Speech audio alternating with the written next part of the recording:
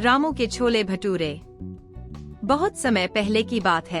एक छोटे से गांव में रामू नाम का एक व्यक्ति रहता था। रामू बहुत ही मेहनती और ईमानदार व्यक्ति था।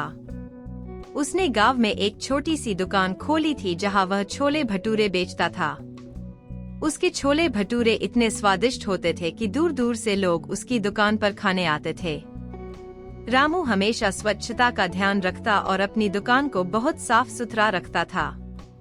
वह अपने हाथों को बार बार धोता और सभी चीजें अच्छी तरह से साफ करता था। एक दिन कुछ स्कूल के बच्चे उसकी दुकान पर आए।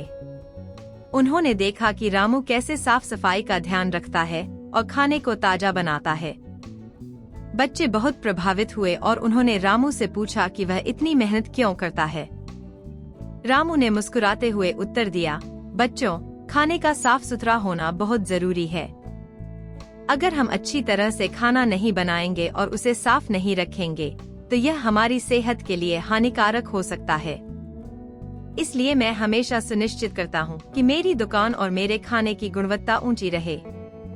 बच्चे इस बात से बहुत प्रेरित हुए और उन्होंने रामू की बात को गंभीरता से लिया।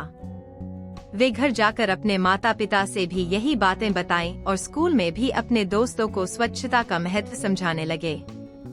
समय के साथ गांव के अन्य दुकानदारों ने भी रामू की आदतों को अपनाया और गांव की साफ सफाई में सुधार हुआ।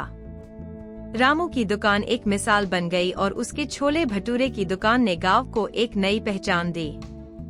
इस कहानी से बच्चों को यह सीखने को मिलता है कि स्वच्छता का पालन करना कितना महत्वपूर्ण है और यह कैसे हमारे स्वास्थ्य और समाज पर सकारात्मक प्रभाव डालता है।